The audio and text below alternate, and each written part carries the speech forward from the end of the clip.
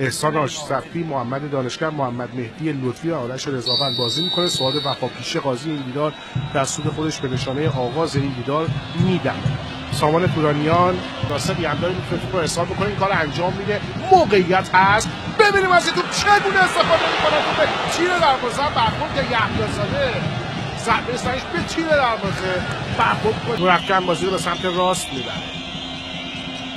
یه حرکت از بازیکن سپاهان در محوطه جریمه، توپی که ارسال میشه و از این سمت به بیرون میره. آریا یوسفی بود که ملوان بود، خدمت مقدس سربازیشون اینجا گذره. یه حرکت دیگه از سمت راست خط حمله خودشون سپاهانی‌ها در محوطه میتونه خطرناک باشه. این توپ و این موقعیت و فرصتی که از دست رفت، آن از داوری خیلی متضرر شد و مصداق عینیش هم اون فینال جام حذفی بود به سمت دروازه. این شوت از راه دور که با اختلاف توپ بیرون میره. کاپیتان حاج صفی با پای چپ اصابه در محوطه جریمه، یک ضربه سر خطرناک و توپی که به بیرون رفت. آرش رضاوند اعتقادی نداره، رضایی توپ رو به منطقه راست میبره. یه فضای حرکتی خوب برای سپاهانی ها به سمت دروازه و توی دروازه. چقدر راحت این گل به ثمر رسید. در اصل حرکت کرد آریا یوسفی و چقدر راحت توپ رو وارد دروازه کرد. حرکت میکنه بازیکن سپاهان، توپ رو به قعر دروازه میفرسته.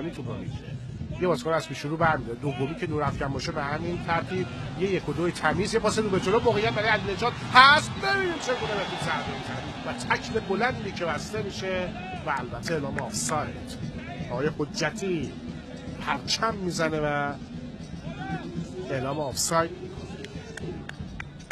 کمک اول این دیدار، ارسال به درون محوطه جریمه، یه ضربه سر تیر دروازه برخورد میکنه و صادقی که توپش به بیرون میره. چه موقعیتی از دست رفت. ارتباط رو یه لحظه قطع میکنه اما به توپ میرسه. صادقی یه پاس خوب برای تورانیان، ارسال به درون محوطه جریمه، یک ضربه و توپی که باز هم راهی به 4 کرد.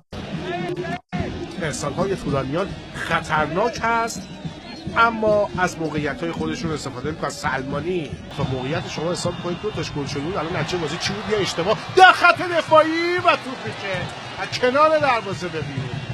چه اشتباهی رو مرتکب شدن یاران خط دفاعی ملوان. طیبی پور صد راه توپ شد، توپ به بدن او برخورد کرد و به بیرون رفت.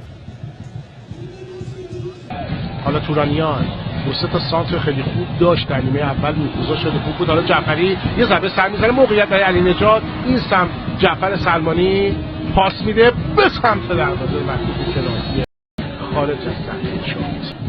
آریا یوسفی با پای چپ به کاوه رضایی میسابونه با سر. حالا عسکری خوش حرکت میکنه، افسرده اونجا از عسکری به سمت دروازه تعادل خودش رو عمل دست میده، در دروازه خارج میشه. طیبی پور، کاوه رضایی میگه که خطا رخ داده. داور چون این اعتقاد به نظری نداره، بازی رو ملوانی ها سریع به جریان میندازن. سه ملوانی توپ از حال خودشون میکنه. تورانیان حرکت میکنه، میتونه توپ هم روی دروازه بفرسته، سرعتی زیاد هست و کمک داور اونها پرچم میزنه و اعتقاد داره که توپ از خط ارضی به بیرون رفته. کمک دوم این دیدار وحید سیفی. رافایی مدام با ملوانی ها صحبت میکنه. ثابت ایمانی درون محوطه جریمه 3-3 پشت میکنه. باز هم صادقی، نهایتش جعفری بود که به توپ ضربه زد و توپ اون شروعی در میگرده و اعلام خطا. اعلام خطا تو در اختیار سپاهانی هاست. صادقی برای خود ثابت ایمانی 1-2 موفق. تورانیان حرکت در اون محوطه جریمه، یه پاس رو به جلو میتونه داده رسه و هر طریقی که بود به بیرون توپ ساند میشه به روی دروازه. جعفر سلمانی برای صادقی، ملوان کاملا بازی در اختیار ده، افسرده توپش بلوکه میشه و برمیگرده.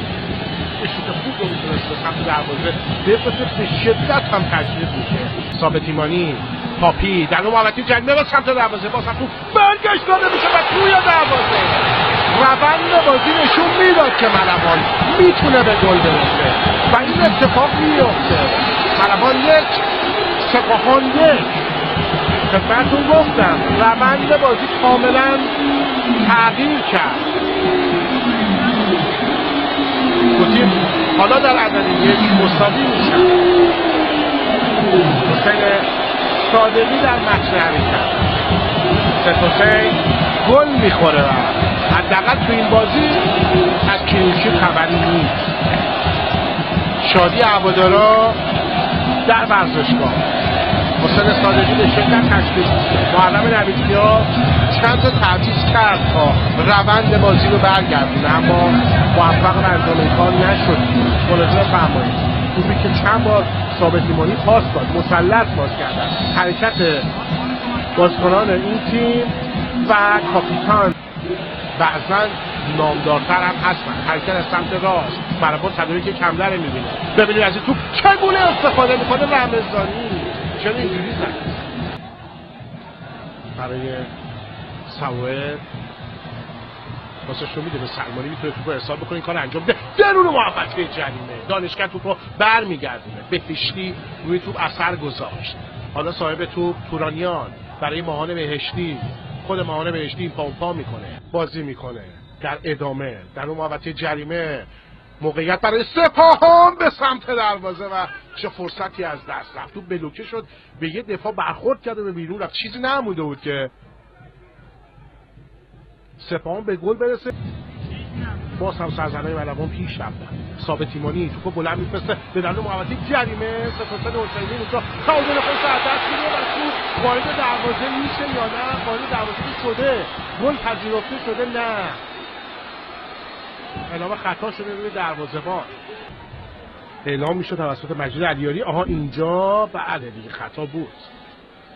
خطای فکر کنم رمضانی بود. از این زاویه دیدیم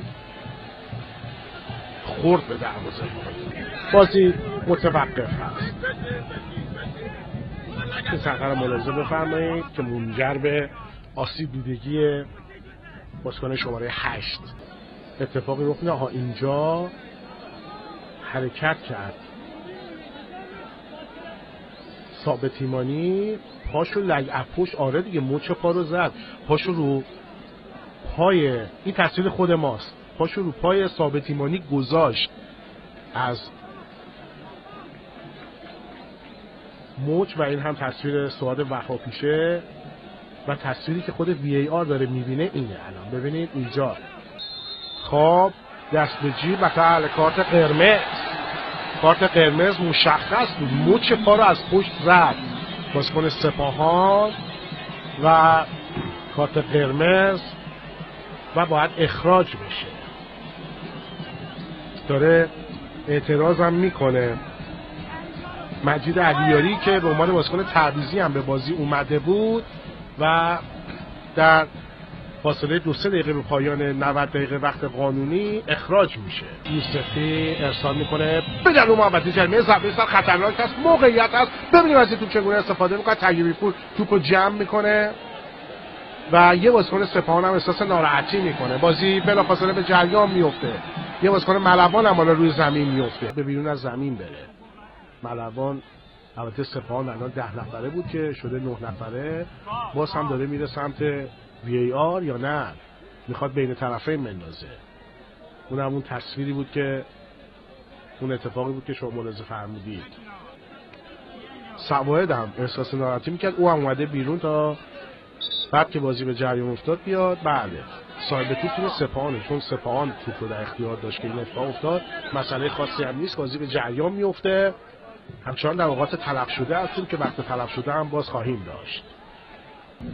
هادی محمدی صادقی بازم در متن حرکت ضربه سر دوم رو هم خودش میزنه. خطا به نظر میرسید. داور اعتقادی نداره. نورافکن منطقه بازی رو میخواد عوض بکنه برای علیاصغر عرابی که تورانیان به خوبی توپ رو میگیره و برگشت طیبی پور و در همین لحظه هم این بازی پرماجرا به ویژه در نیمه دوم با تساوی 1-1 به پایان میرسه. امیدوار هستم که این بازی مورد توجه و عزت شما قرار بگیره. تا دیداری بعد و همراه همکارانم مستقر در ورزشگاه سیمسارقان بندر انزلی همه شما رو به یگانه منان میسپارم. پایدار و سرفراز باشید. شبتون بخیر. خداوند یار و نگهدار همه شما.